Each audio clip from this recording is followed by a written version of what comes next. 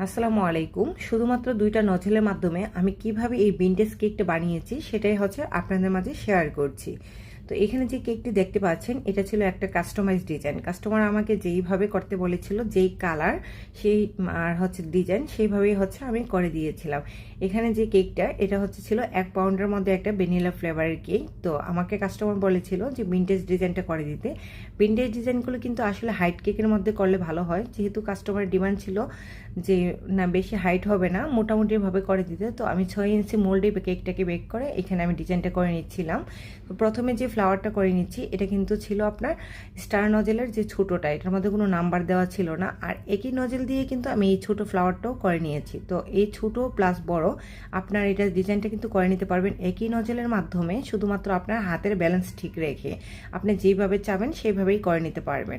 এখন যে ডিজাইনটা করে নিচ্ছি এটা ছিল ১৭ নাম্বার একটা স্টার নজেল, এখানে নাম্বার দেওয়া ছিল, এটা ছিল ১৭ নাম্বার নজেল। সেই নজেলটা দিয়ে এখন এই ডিজাইনটা করে নিচ্ছি।